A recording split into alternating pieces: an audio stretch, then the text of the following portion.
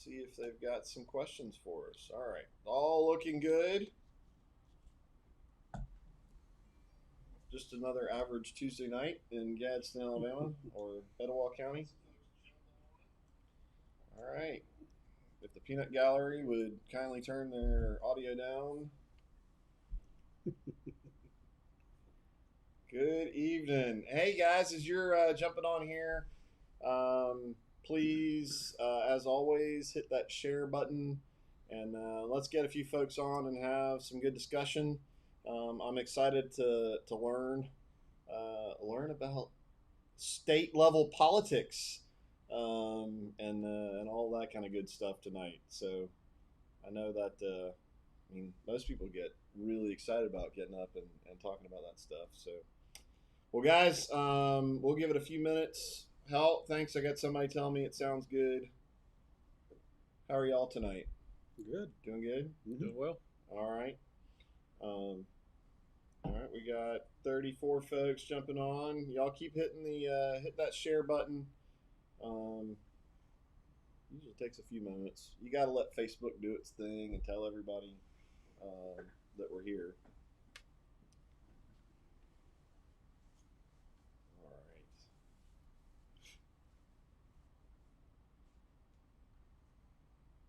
Well, so I got knocked the other day. I was asking when we had Phil Williams on, and we were talking about the lawsuits. We were talking about coffee versus tea, and apparently I got called out on that in some other forums. So I don't know. I'll ask the question: coffee, tea drinkers. You want to hear the best political answer ever? I like them both. Or I can tell you what George Wallace once said. He says, some of my friends like coffee and some of my friends like tea, and I like all my friends. So, Well, a lot of people don't know that my day job is as a coffee roaster. So that pretty much tells you Gotcha. what my choice is in the matter right there. Wait, so does that make you a coffee snob? I wouldn't go as far as to say I'm a snob, but there are levels of bad and levels of good. Hey, And, I spent 4 years out in Washington State, and like coming from the southeast, and you get out there, now there's some coffee snobs, but they know what they're talking about, and you can tell the difference when when you really start diving into it. But I was always funny the squadrons that would come from Washington State. You go on an aircraft carrier, and at least what I experienced on the ship I was on, the squadron from Washington State that had all the good coffee, you'd see all the senior leadership on the ship go walk down to get the cup of coffee from that squadron. Was pretty funny. So little things you take for granted, I guess. Right. But either way, I just don't want it weak. Make sure it's good and strong. Yeah, oh yeah, That's yeah, right. Yeah, well, guys. Good evening, folks. Welcome.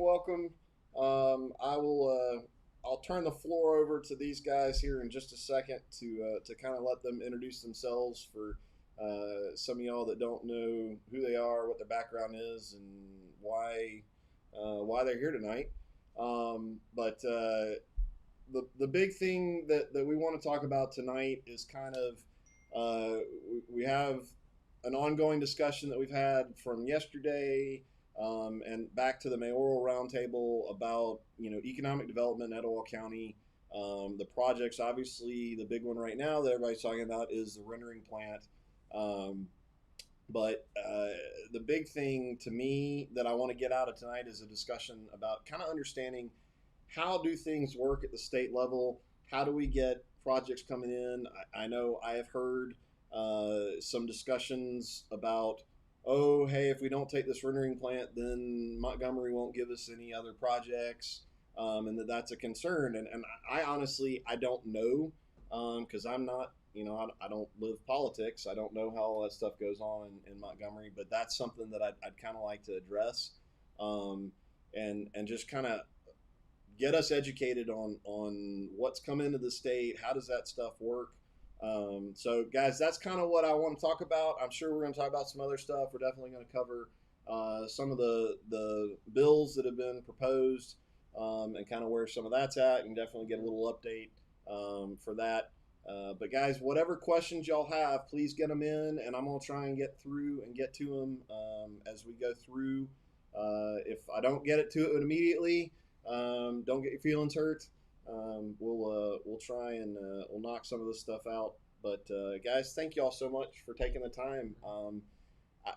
I keep saying this; it's a big deal. I mean, sitting down, we're sitting at Choice Fabricators in the conference room with some cheesy lights on and a camera, turning on Facebook and YouTube.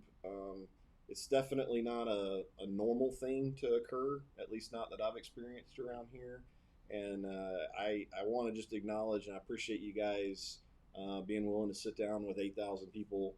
Of course, right now we're only at 51 of those 8,000, but we'll get there. We'll get there. But that's a big deal, and I hope that's not missed on people how big a deal that is. That it speaks that you're listening, you're paying attention.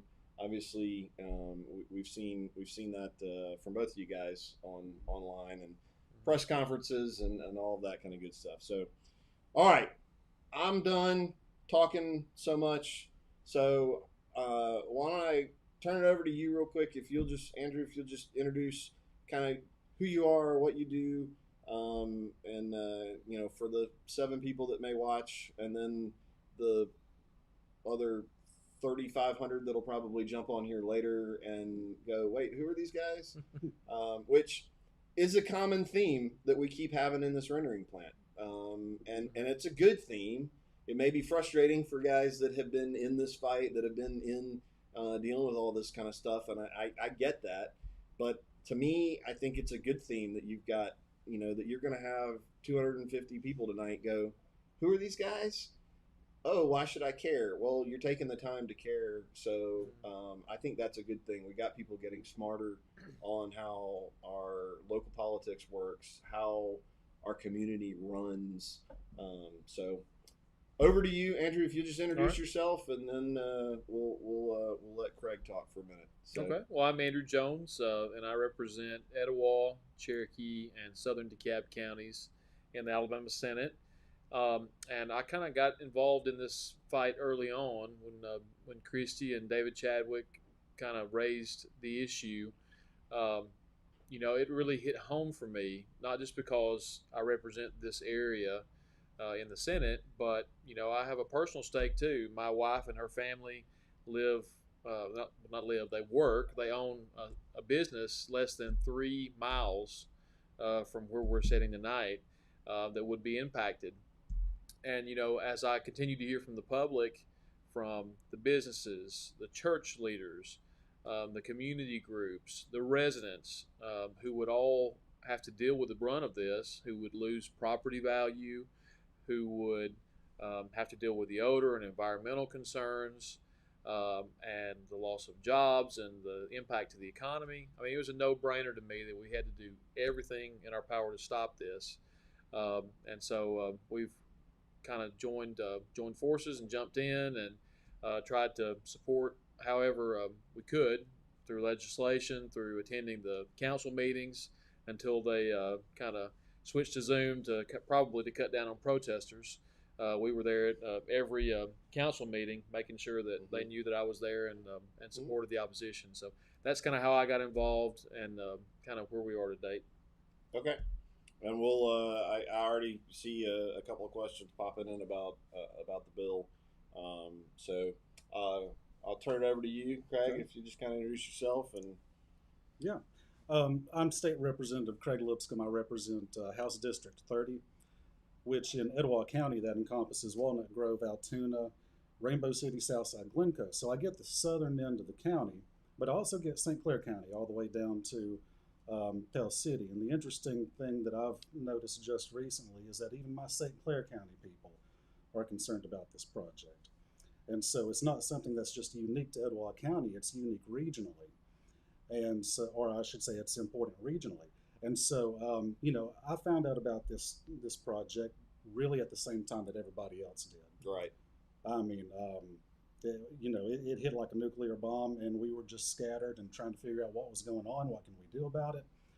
And I think after some careful consideration, we formulated a good game plan. It's been implemented.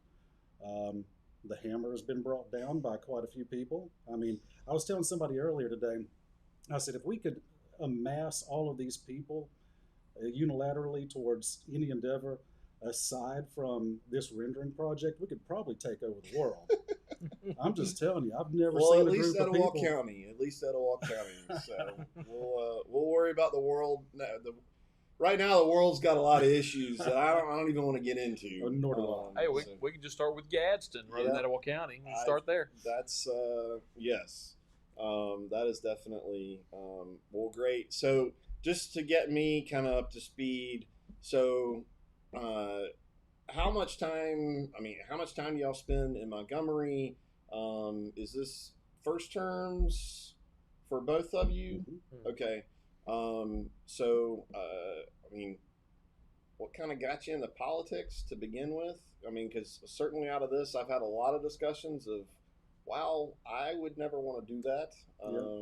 So, if you can, can you? I'm sure you could probably spend an entire hour talking about that. But I mean, 30 seconds, a minute, how you kind of got into doing what you're doing, and representing who you're representing. Okay. Well, I got involved. I have a small business, and then we also farm. We have cattle. Okay. And I had grown up my whole life having a unique understanding, I thought, through agriculture, but then later in small business, how a lot of times government and government regulations, government red tape, make things harder for average people rather than making it easier. And that was really what inspired me to get involved. I thought that we needed a voice for the common man, somebody who understood how we needed to make things easier on the little guy. Mm-hmm. And that's kind of what inspired me to get involved. To the other part of your question, we're getting ready for the legislative session, which will start on February 2nd. So a lot of people think that we're in Montgomery year round, and to some degree that's true because we have hearings and committee meetings and other things that take us to the Capitol from time to time. But the actual business of the legislature can only take place within a 120-day period, of which 30 days of that can be spent on the floor of the Senate or the House. Okay. So the rest of the time within that window is committee meetings or other things, weekends, etc.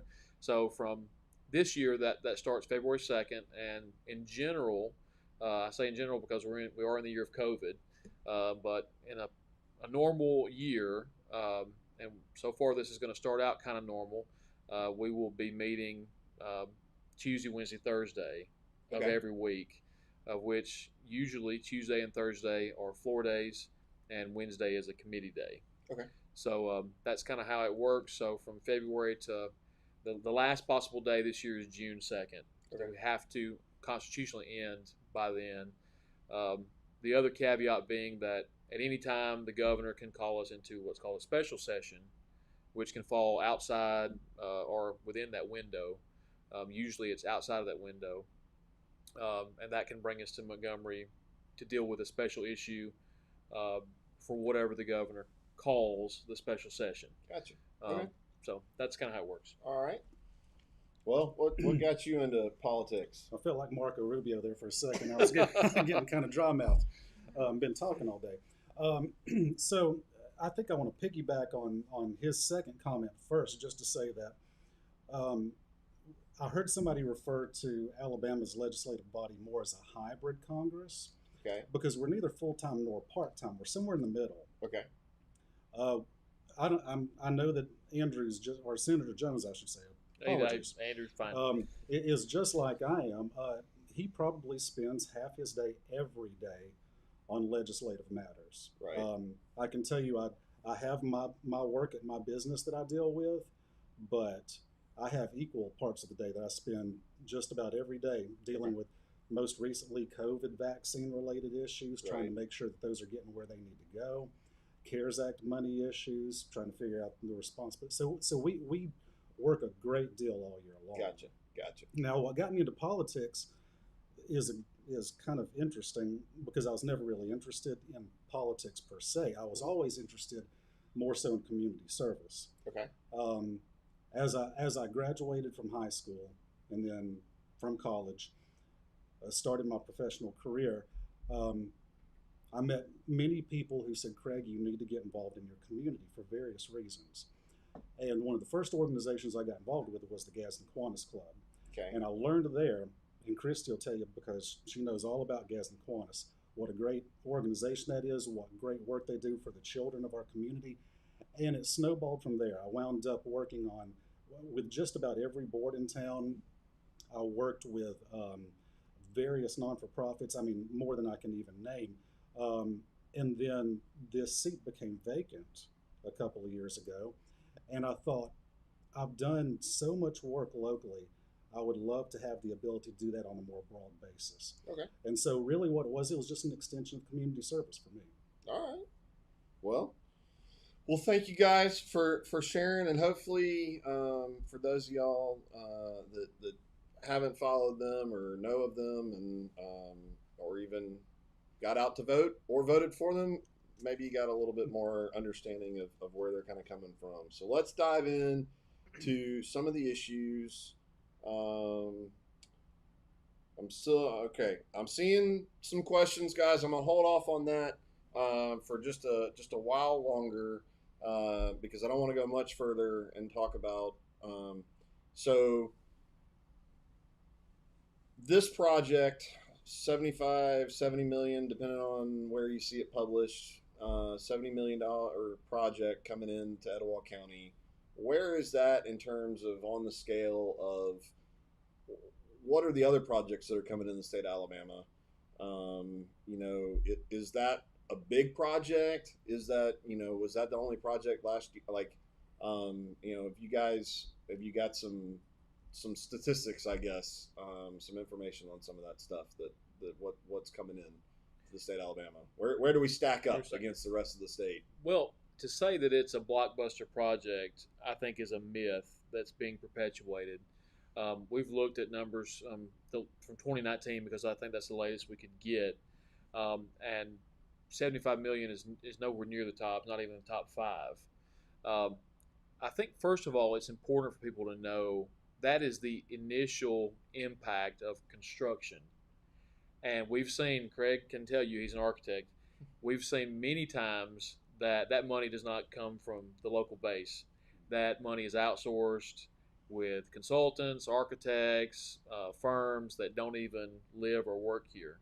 So there's no guarantee, first of all, that initial impact is going to have much of an effect here in Etowah. And I think with this particular project, to that point, I think we know that for a fact. I mean, we've seen who has done a lot of the engineering work, who's been hired for, general contracting, all that kind of stuff. So we've talked about that in some other videos. So sorry to interrupt. No, that's Continue. fine. Yeah, So just to read you the projects, there were 6 that were higher up than this one for 2019, and I realize we're in 2021 now. Right.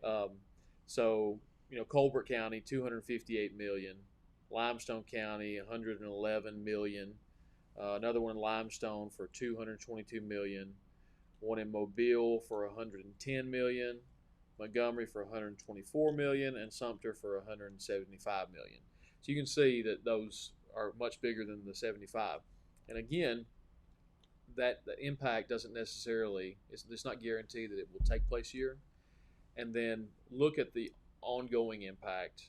The flashy, 73, 75 million, maybe flashy at first, but look at what this is going to bring after that. We're talking about, a small, less than 100 jobs. We have high reason to believe that most of these are going to be people who don't live and work in Etowah County. They're going to be kind of migrant workers who come in to take these jobs because they're jobs that are not attractive to people around here. Couple that with the fact that within a mile or two radius of where we're sitting tonight, there are already numerous job vacancies that are open that are unfilled. So all of that leads, it begs the question, where are these stellar numbers that we're expecting to see? And they're just not there. I've said all along, what this is about water and sewer sales. Okay. So Gadsden is going to make a ton of money off of selling the water to the plant. I mean, God forbid it comes through, selling the water to the plant, and then treating the wastewater that comes off of it, which I've been told is where the real moneymaker is. We know that because we lost Goodyear here in Etowah County, that the city of Gadsden has been looking to make up for that loss in water and water treatment revenue. And so to me, jobs are just a big charade to cover up the real thing that's attracting them, and that's making money off of water and sewer. So that's how I look at it. I look at it as, and I heard some of the comments today at the council meeting, and some of them are really divorced from reality, talking about, jobs and how we're costing jobs by opposing this plant. That's not true. This plant coming in will cost our community numerous jobs for decades to come. It will have an impact on the community for decades to come. And that's why we've got to stop it. Yeah. So, it's all smoke and mirrors. Yeah. So I'll be honest. I was actually with a customer during the city council meeting today, and as soon as it got done, my phone was exploding, and so I've gotten bits and pieces, but I've intentionally not tried to go listen. So I've got to listen to that and see what was said. And get smart on the issues that they brought up, and see if there's any good valid points in discussion. But yeah, it is frustrating. I know, as I've been doing these discussions from, big business owners. Sat down yesterday with small business owners, plumbing, Gadrock, sitting down having a discussion with the medical community. Every one of them's like, yeah, I can hire people today. Like, oh, I've got 100 jobs open. Hey, I've got 3 jobs. This jobs discussion that we keep hearing, I just don't see it. I think there's opportunity around here to go to work. So, right. But anywho's okay. So, let me take a look and see. While you're looking for questions, if go ahead. Let me talk about commerce for a second. Okay. Because that has been a myth that is being perpetuated, and I really think we ought to address it tonight. People have been saying, oh, if we turn these jobs, turn this plant away, that's going to hurt us with the state. Right. That's going to keep us from getting more jobs in the future. The argument that they're saying is, why would we come to Etowah County? They've rejected other job opportunities. That could not be further from the truth. I have talked with numerous other elected officials around the state in the legislature. You know how many have told me you're gonna hurt yourself from getting future jobs? 0. Matter of fact, one other senator told me when I mentioned this project. He said, "Oh, this is the one they've been batting around the state trying to find a home for." Oh. And that really raised my eyebrows. So they know that nobody wants this. They're trying to find a home for it and get us to be the suckers that take it. But in the end, I don't think anyone's going to hold that against us because we wanted something that was unwantable in our community. And eventually, they're probably going to find another home for this place. It's not going to be in Etowah County, but it'll be somewhere in an isolated rural area. And it's because, again, it goes back to greed. They don't want to pay to run the water and sewer lines and all the other utilities out to the middle of nowhere. They want to put it here because Gadsden can get free money, our tax dollars, from the state to run the lines through a grant. Right. And so, the rendering folks at Pilgrims, they get a sweet deal because they're not paying. Right. And Gadsden gets a sweet deal because they're not paying either, and they're getting the water and the sewer. That's what this all comes down to me. They're trying to figure out a way to sweeten the pot to get us to take this because nobody else wants it. So this whole thing about we're going to hurt ourselves around the state, make a name for Etowah County is not a place for business. That is not true. We have been working, and it goes before our time, for a long time to kind of turn the page and make Etowah into a pro-business type place. Mm-hmm. And I think we're continuing to do that. And I hope we'll talk about those opportunities here in a minute. The mega site and other places where we have a real opportunity to do that. So. Right. Well, along the lines of talking to other folks around the state, one person asked, have either of you talked with Governor Ivey about this plan specifically? I have not. I haven't talked with the governor, but I've spoken with the Commerce Secretary early on about the project. Okay.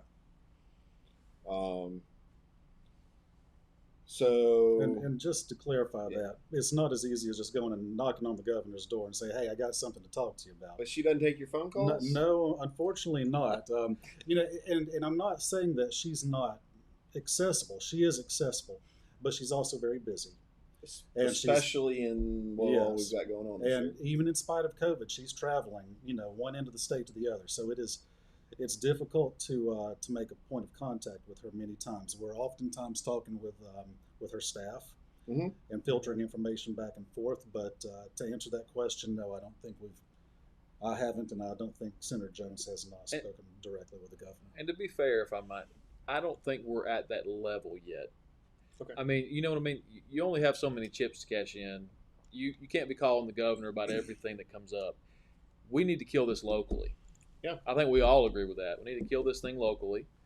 And then if it grows outside of that, then that will be the time to make those kind of calls. But right now, we have a chance to deal with this. Gadsden City Council tomorrow could just say, it's done. We're not doing it. I think Montgomery understands who we are.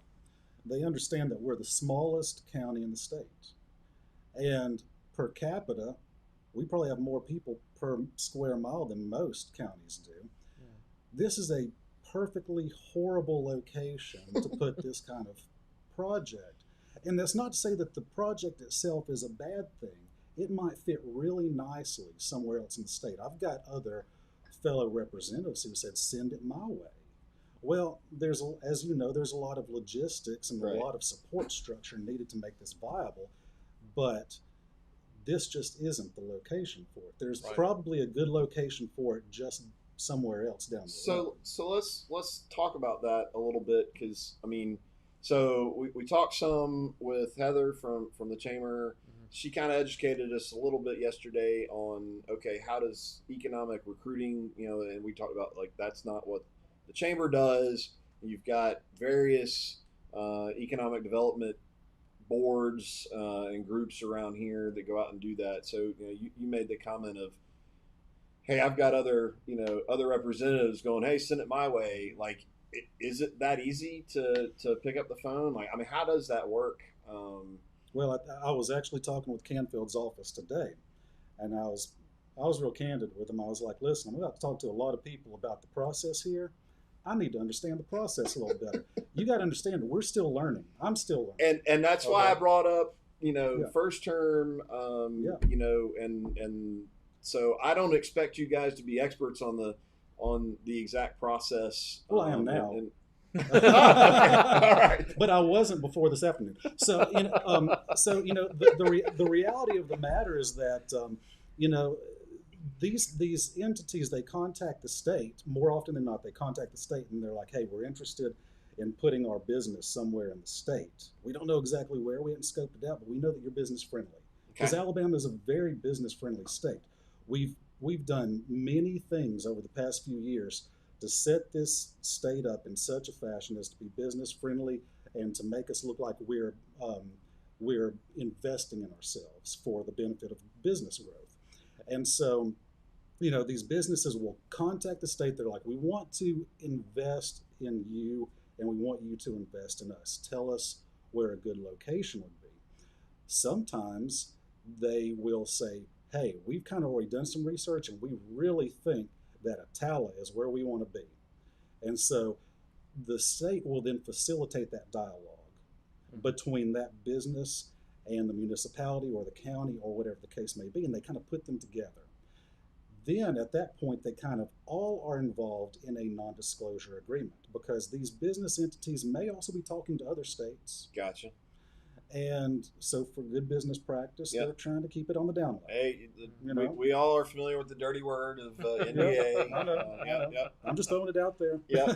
No, it's a reality, Yeah, and yeah. it is part of the process. Yep. And so then they get into this dialogue with each other, and they're basically working a deal, like President Trump used to say. They're just working that deal, trying to make it the best situation they can for all parties involved. And that's essentially how it gets from point A to point B. It filters through the Commerce Department directly to essentially the location it's going to. Okay. All right. You got any other stuff to add in to that? I mean, in essence, you can't just.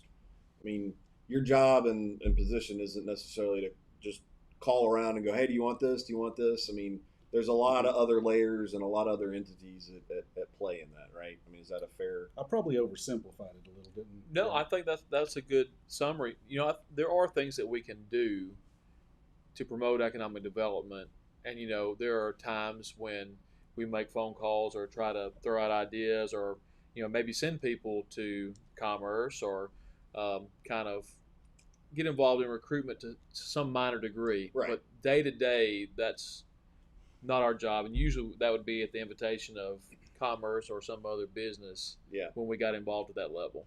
Now, Okay. there are certain situations, and I don't know how often this happens, but as an architect, my world is construction. Right. And so I was having a continuing education uh, uh, lunch probably about 6 months ago.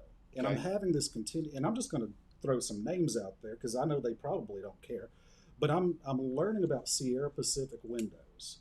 And Sierra Pacific is one of the largest landowners in the United States. And they own, I think they're the second largest landowner in the United States. And they owned all this forest. And they made their living selling timber. Okay. They created a secondary business of making doors and windows. It was probably somebody's nephew or a grandkid needed something to do, and the CEO was just like, "Hey, why don't you start building something out of all this wood we got?" And so he started, Okay. building these windows. They're brilliant windows. They're fabulous windows, and they're showing us all these samples. And I said, "Man, where's all this coming from?" He said, "It's coming from California." I was like, "It'd be nice if we could do something over here." He said, "Well, as a matter of fact, we're looking for a place somewhere on the East Coast to put a new plant for dispersing Right. this product on this side of the country." I was like, "Well, I might happen to know of a mega site where such a plant could work really nicely." So that is a situation where I am in the very near future going to have a very direct dialogue with somebody who I would like to bring here. I don't know if that happens frequently. Yeah. But I have to imagine it does happen sometimes. Well, and I mean that sounds like that was just you were in the right place at the right time, talking to the right guy. So, right. But to your point, that I don't want people thinking that they should get frustrated that you guys aren't on the phone all the day, calling corporations, and that's kind of the theme of the conversation that we've kind of been going on is, who is out doing that, and how does this stuff work? So obviously. When we have something like this that comes in, one of the efforts that you've made to turn the business away is proposing, a law, a bill. So where are we at with that? I know I'm seeing some questions that are coming in on that kind of stuff. So, it's getting publicized to they're meeting the requirements now, right? That's right. Okay. We did have a hiccup, but we're back on schedule, and the process for a local bill is it has to be advertised once a week for 4 weeks, and then it can be filed or pre-filed before the session starts.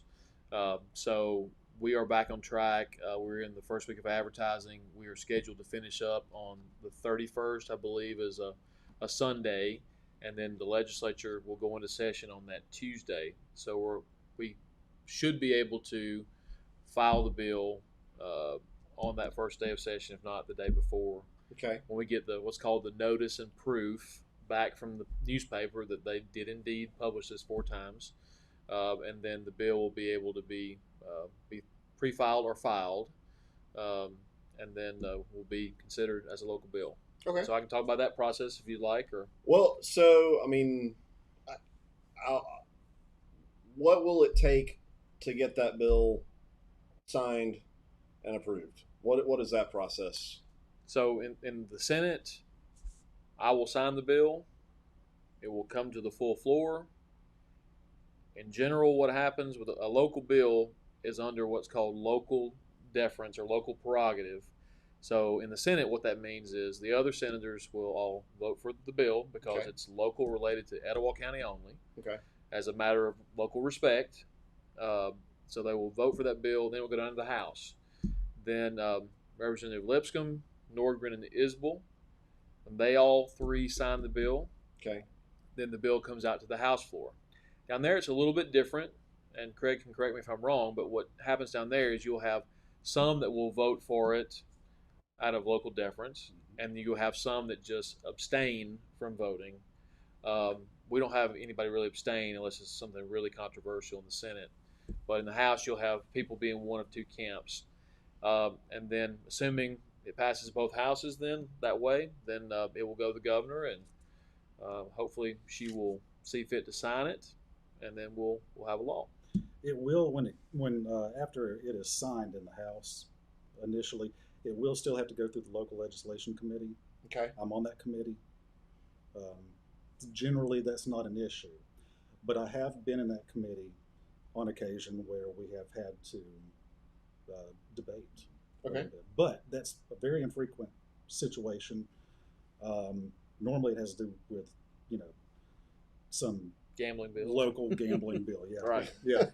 Somebody's wanting to put in a digital bingo hall somewhere. That's usually what it is. Okay. All right. All right. So you've got somebody checking to make sure that the paper's doing, that it's getting published. Well, our folks on the Facebook opposition page have taken well care of that. They posted pictures of the advertising. They let us know when they didn't see it, and we were able to track down and figure out what the deal was. And so no harm, no foul, because everything's still on track to be handled before we start on February 2nd. So there you go. Somebody asked that question. Are we checking it weekly? I think there's probably at least a couple thousand that are. So I don't think we're going to let that one slide through. All right. So that kind of covers. And can you just summarize? I mean, we've kind of gone through the bill, but what's kind of the synopsis? Give me the cliff notes of what are you trying to achieve with that bill? Okay. Well, before I get into the specifics, can I answer one major question that I keep getting, and that's why don't we just have a bill that just bans rendering plants from Etowah County? We cannot do that through a local bill. So if we don't do a local bill where the four of us in the delegation sign, then we have to do a statewide bill. And the way to do the statewide bill, we could have a zoning bill and Right. say no rendering plant within, so many feet of a school or a church or near a business or, in a zone near an airport or near a military installation. There are a lot of ways we could tackle that. Problem is the bill would have to apply universally to all Class 4 municipalities, Right. meaning to Gadsden and to Tuscaloosa. So then it has to go through the full legislature, through the committee. We're going to be competing this year for attention because of COVID. Every bill that didn't get considered last time, plus all the new ones this time. And in a normal year, there are 1,000 bills, and less than a fourth probably, Craig, make it. And there will be twice that many this year. There'll probably be twice that many. Mm-hmm. So that's the reason we didn't do it through zoning. Okay. A local bill is a path of least resistance. So at the same stretch, we cannot have a bill that picks on one particular company. Right. That is a court challenge that we would lose. And rightfully so. I mean, that makes a lot of sense. The government can't pick winners and losers. But what we can do is get there in a roundabout way by what is referred to as enforcing a compelling government interest. So this bill is restricted to rendering facilities within 3 miles of city limits, and only those rendering facilities where the company or parent has been fined more than $50 million by the federal government. Okay. So that is our government interest, trying to keep people in compliance with federal law and enforce federal law and penalize people who violate federal law. So that's how that gets us there. That would also make sure that the feed mill in Attala or the chicken processing plants that we have here in the county would not get caught up accidentally or otherwise in the bill. So that's why it's tailored so narrowly and written in that way. Okay. So basically what it will do is a couple things. It will make them pay for an assessment of all the property that's within a 3-mile radius of the plant, and pay for the assessment of the property value before operations.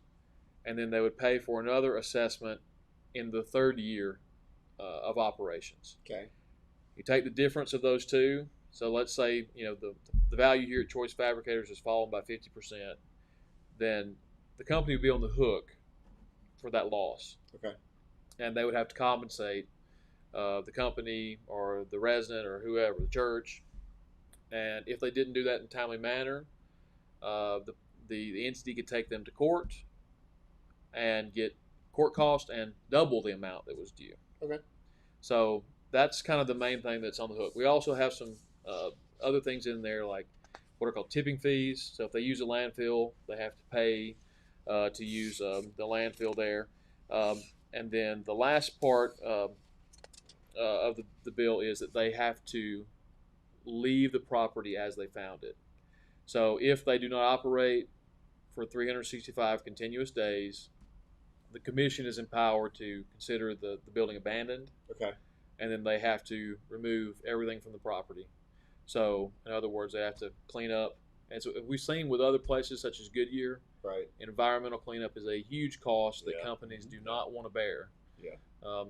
So that's kind of it in a nutshell. Okay. I hope that was clear. Yeah, so it's basically, I mean, it's not something that says you can't build here. It's something that says if you want to pursue building here, it's going to be so tremendously expensive that it doesn't make economic sense for you to do it, assuming that you can't meet all of the compliance. Is that a kind of a decent summary and what the objective is? That's exactly right. We're talking about hundreds of millions of dollars in potential lost property value, which I would think would swamp the revenue they would make in a year off of rendering. So, okay.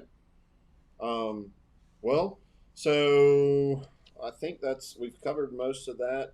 Do you want to take a second and educate us on what you got proposed and so go ahead. Yep. So my bill is similar yet different.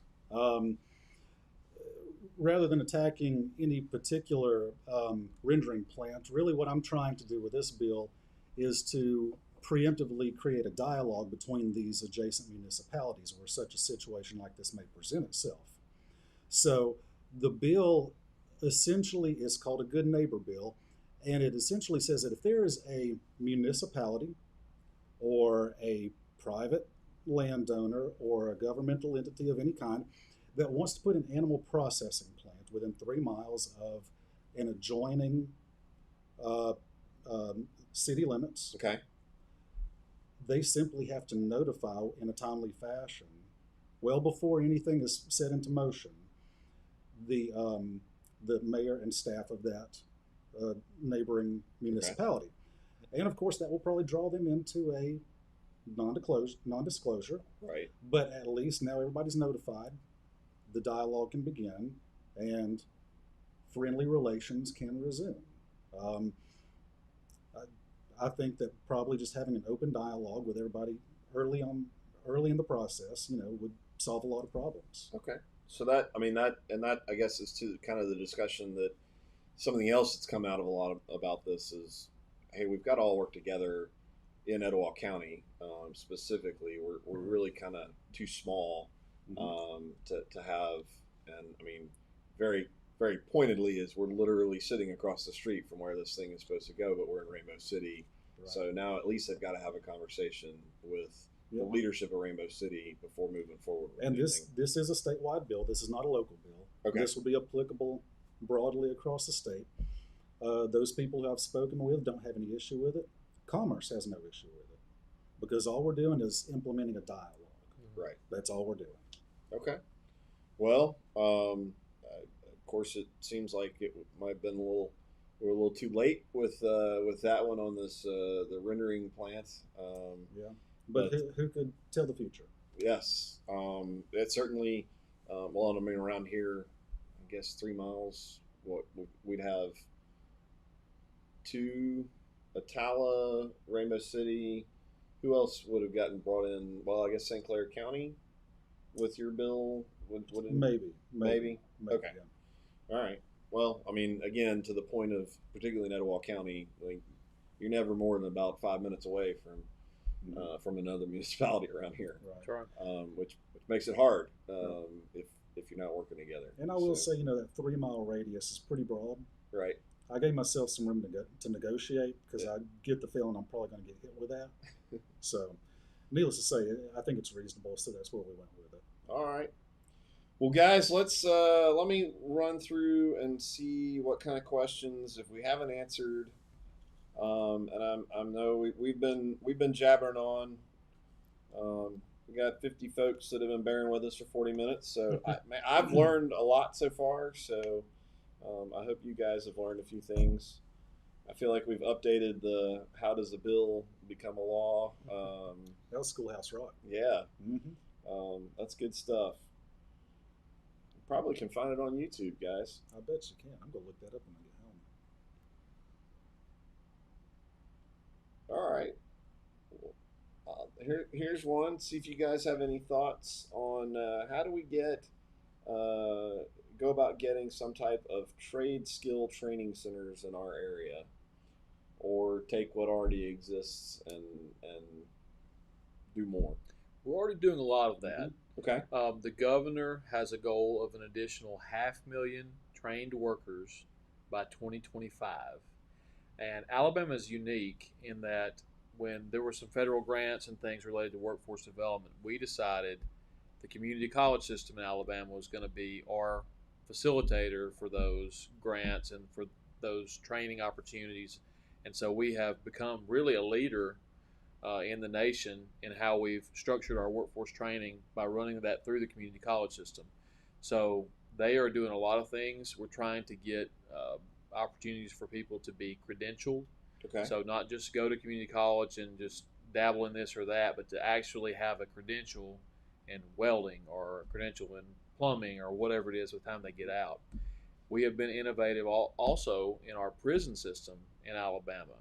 We have a community college that's actually on a prison campus, so that people, when they're incarcerated, they can learn a trade. Okay. When they get out, not to get too far in the weeds, when they get out, recidivism or reoffending, to simplify the word, goes down dramatically if they have a skill when they get out. So we're doing a lot of unique things with workforce training, and this all started.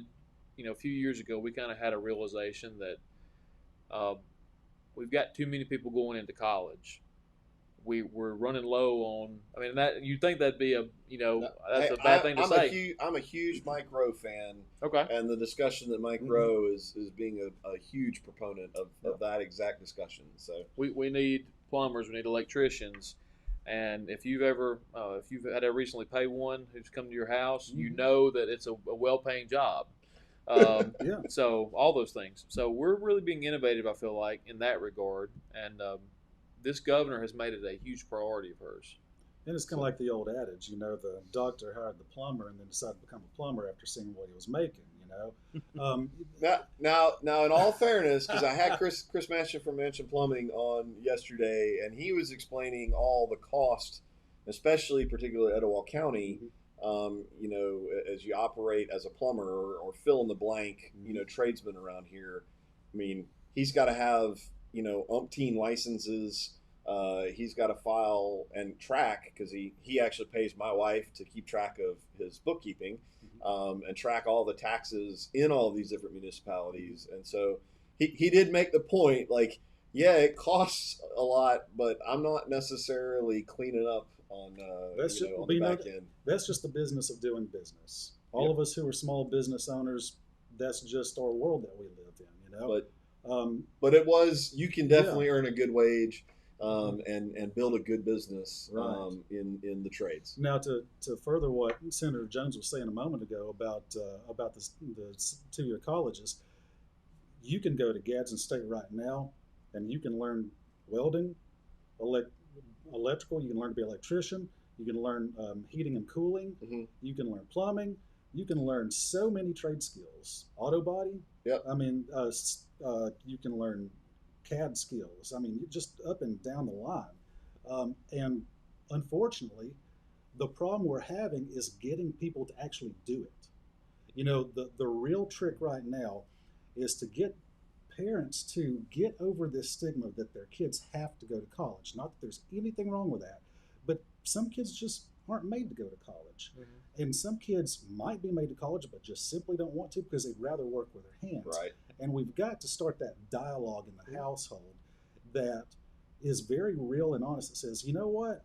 You can make a really good living being a plumber. Mm-hmm. And if you'll go to Gadsden State, you can earn a living working while you're going to school, come out debt free. Right. And you know what I'm saying? Oh, yeah. And making a good living after the fact. Mm-hmm. And so, we're just going to start having a different kind of dialogue with our kids. Yeah. That's definitely, I'm totally on board with that. A lot of, from military background, a lot of discussions. I mean, when you talk about things like the post 9/11 GI Bill now, I mean, you enlist in the military, you can go get a marketable skill 3 years in, and you've got 100% college tuition paid for, mm-hmm. including a housing allowance, right. And you got a little life experience. So yeah, we won't get too bogged down that discussion, but that's so yeah. So we do have stuff in place. From what it sounds like, there's more that can be done. And I know that's an ongoing conversation. I was just talking with David Chadwick earlier this evening. Mm-hmm. Obviously the skills trade and training is near and dear to his heart with his business. And so that's definitely a conversation that we're having as a group. And I think we as a community need to continue. Okay, well, if we've got the pieces and parts in there, how can we make it better? How can we encourage more people? How can we bring more awareness? How can we encourage parents to go, hey, you know what? Going to Gadsden State, might not be a bad, that might be a good idea for you right Listen, now. I've got a 17-year-old right now who doesn't know what he wants to do. And guess what Daddy's not going to do? Daddy's not going to send him to a 4-year university until he knows for sure what he's going to do. Because I'm not going to play that game of go play at college and, right. not get the full benefit of your education. That's just not a game we're going to play. So, all right. Here's one back to your bill. So, would they take the fine rather than pay out the money that you're talking about? And I think that gets to the point of that's a lot of money we're talking about. It's a lot of money, hundreds of millions of dollars. So it would be enough of a deterrent to where they wouldn't want to come here. That's the whole goal. We pushed this envelope about as far as we could push it. Anything else would have been overkill and potentially invite a court challenge. Right. So we're confident that what we have is the most we can do, and still we're confident that it's unchallengeable. All right. David Stanley, I'm trying to read your... Council members wanted to vote on a resolution today. They had the city attorney writing one. The mayor stopped the city attorney from writing one or writing it. Can this be corrected with legislation that's separate from council members, attorney, and mayor's attorney? I don't know if you mean... Can these guys introduce legislation that would change that? I'm assuming that's not necessarily a game. I mean, you're dealing with the state level legislation. It would be up to the council. I think, to determine if they wanted to require. I mean, they could require, I think, the lawyer to Right. do whatever they required him to do. But I will say this: I'm more than happy to help them draft a resolution. I think Christy Knowles is probably more than happy to Okay. help them draft a resolution. So we may not necessarily need the mayor's lawyer. I think a resolution is pretty straightforward, and we can probably get something drafted if they need a little help. Dang, guys, I guess I need to go watch that city council meeting. So I apologize. Michael, I just need to say, it really was. It really is mind blowing how these elected officials keep blowing off the voters of Etowah County and Gadsden and disrespecting them, trying to turn the fight that's against the rendering plant toward other people as a distraction, Right. trying to continually distract through smoke and mirrors on jobs and other things. That's bad enough, but continually disrespecting the voters, saying we tune them out, we don't hear them. But what was fun? The funny thing was at the very next meeting, someone applauded, and they asked the police to come out and speak to the protesters. So you're saying one minute you don't hear us, I tune the voters out, but a little light applause was enough to set somebody over the edge. And the next one, that was really telling to me. But Yeah. I've never seen anything like this. These folks, it's like they feel like they're invincible and unaccountable to the voters. Yeah.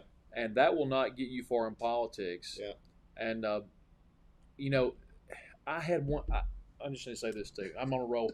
I had one council member tell me, "Well, I agree, and I'll probably be with you in the end, but if I reverse course right now, it'll look like y'all pressured me to do that, and I'll look kind of weak." And I really just wanted to slap him across the face. To be honest, I mean, you know what the right thing to do is, and you're refusing to do it because you're worried about how you're going to be perceived as weak.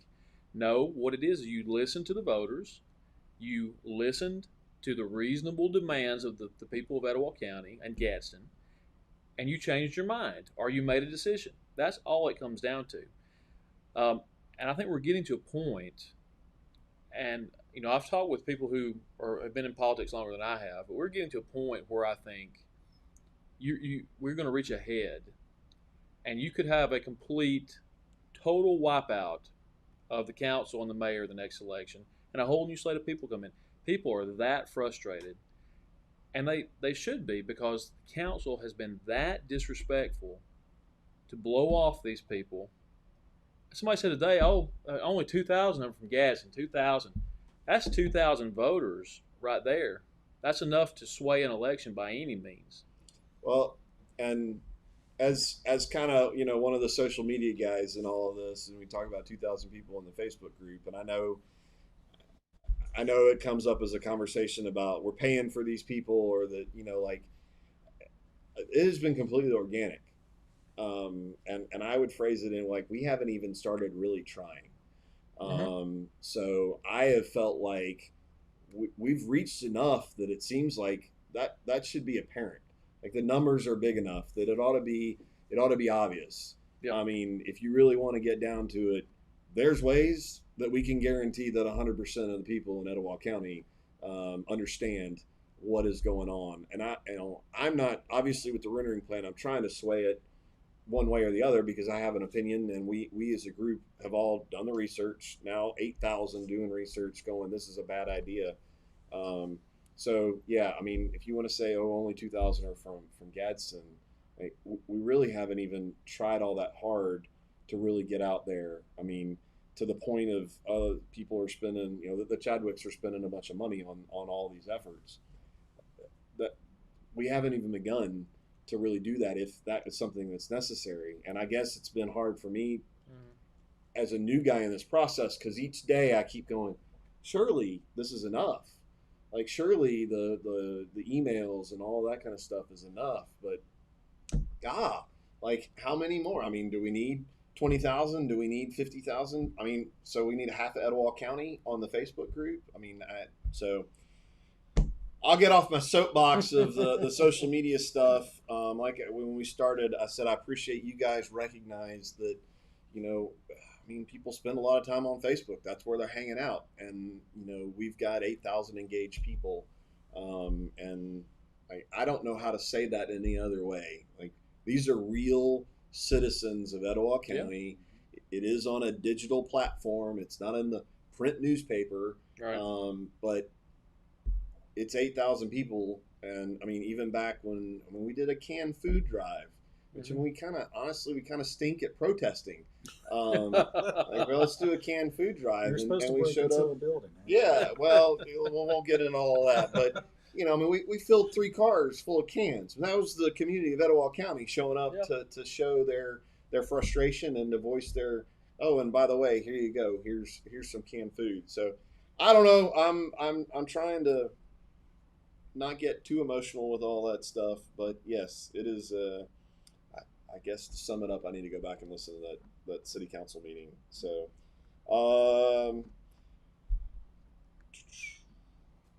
I think we've gotten most of the questions. Christy, I think you're sitting over there. Have you seen anything else that is worth? Andrew, you got any more legislation coming up that you're looking at? I've got, related to the rendering plan? No, just in general. I've got several bills that I'm going to file this year, and I'll a lot of them are kind of technical things. A lot of them deal with for agencies and organizations that kind of need some of their charters and stuff refreshed, and there's some other kind of big ticket things and some things I'm working on to help local folks that are coming up. But I wanted to, if we've got time, as long as people are willing to hang out. We've been going an hour now, so we don't cut the commercial break when we do these Facebook Lives. I'll be brief. Going back to how legislators are involved in the recruiting industry. One of the probably the biggest thing we do is we pass incentives, right, for jobs in the industry to come here. And one of the big ones, unfortunately, that expired due to COVID was the Growing Alabama tax credit, and there are some other economic incentives that we have to renew because they've sunset. Okay. They had a sunset provision on them. But it's just a matter of working together. Mm-hmm. So Marilyn Lott, the economic director for the county and the mega site, she came to me, and this was, I guess, my first session in 2019, and she said, they're changing how the tax credit works. Can we get something in there about prioritizing mega sites? So I went and talked to the bill sponsor. I said, can we add language in here to prioritize the mega site? Mm-hmm. And we were able to do that.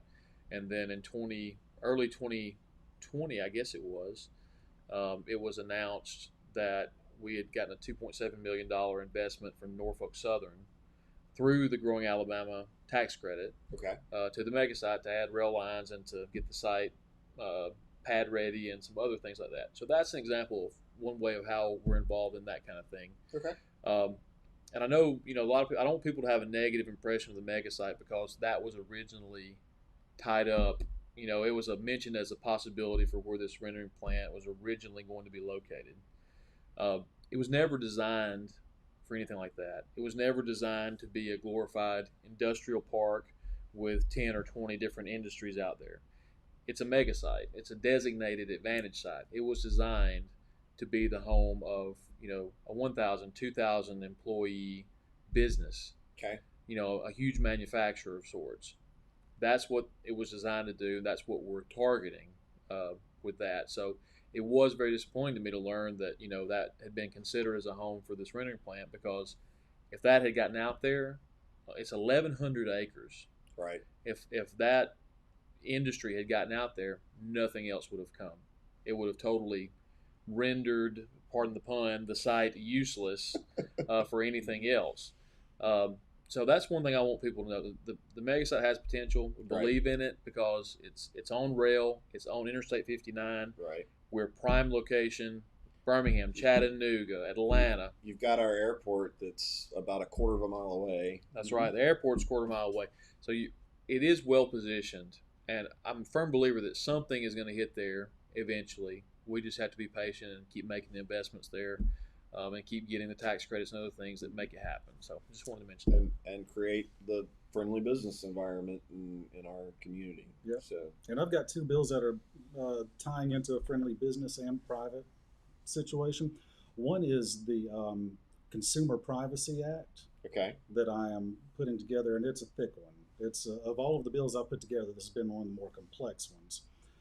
Anytime you go online, people are collecting your personal data. Right. Whether it's through cookies, whether it's through your clicking a box to right. allow them to do that.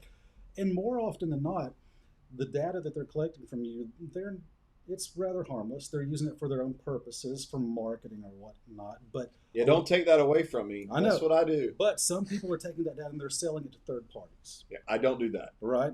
And some people are doing very nefarious things with your private data. Yep. So we basically created some legislation that says when you go onto a website that collects your data or an app, there's going to be a disclaimer, there's going to be a little button that you have to press, give them the authority to collect your data, what they can and can't do with it. And if you choose, you can sell your data to them. Now, why would you want to do that? I don't know. You'd be nuts to do that, but you would have that option. The other one is my telemarketing bill that I tried to drop in 2018, but the problem was that the federal government was doing their own telemarketing bill at the same time. Okay. They were remarkably the same. Obviously, the feds took precedence, so mine didn't get put through, but there was some kind of holes and some voids in what they did. So we're trying to kind of plug those holes and stick our fingers in the dike and see if we can't try to cut down on some of this crazy that's coming across our cell phones. It is definitely, yeah. So yeah, I do not sell any of your data. If you get on Bucks Island's website, all I try to do is make you want that bass boat even more. Yep. So no, that's a big deal. And as I do it for a living, people need to get smart on what they're doing with their data and where they're sharing their information, all that kind of stuff. So. Just FYI, pretty much anytime you push that disclaimer button, you're giving that entity the authority to telemarket to you just about every single time. Yep. And sometimes the authority for them to sell that information to bug you on a regular basis. Well, don't call me. I won't answer. So, all right. Well, any other last thoughts? I think we've had a great discussion. I very, very much appreciate y'all coming out. Let me see. Michael, I want to encourage people to keep the faith. We're going to beat this thing. We can beat this thing. We will beat this thing. We just have to keep working together, being unified, keep applying pressure where pressure is due. Certainly getting this legislation, both of these pieces of legislation through, that's going to help.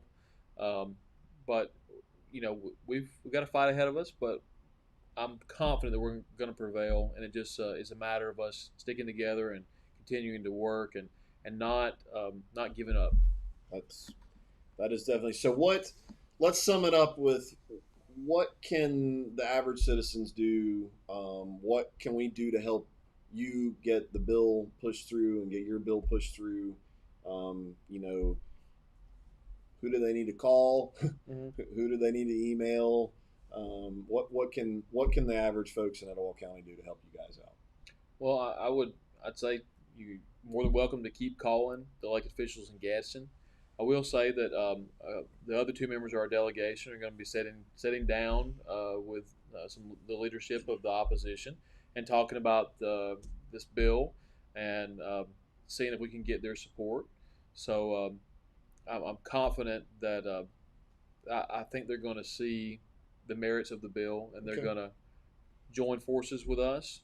In the event that doesn't happen, then we might need some calls going that way. But I'd encourage people to just let us sit down with them, or I won't be there actually, but let the leadership of the opposition sit down with them and talk with them and see if we can get them on board. And then if we need some folks calling them, then at that time maybe we can get that to happen. And I think the logistics of getting legislation passed, I think we're fairly well versed and we can handle that, rather diligently.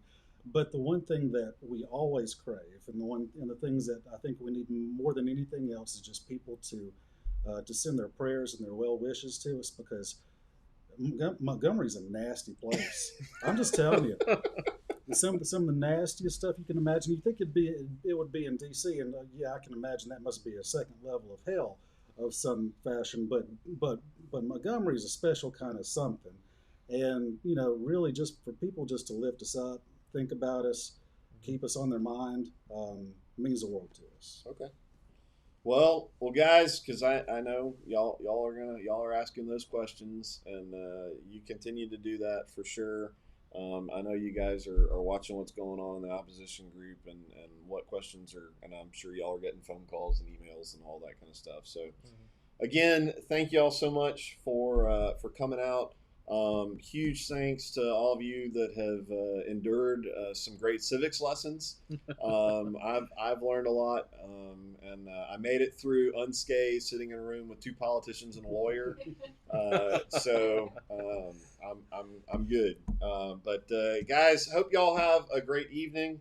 And we're going to try and keep you as informed as we possibly can as things move along. Some big stuff, I guess, coming up the next couple of weeks as we get ready for introducing the bill. We've got the ADEM hearing on the 26th. More information about that coming out. I guess I'm going to go home and watch the city council meeting from this morning and see what's going on. So thank y'all. Hope you have a good evening. Thank you guys again so much. And let us know what we can do to help support you. Okay. Thank you. All right. See you guys.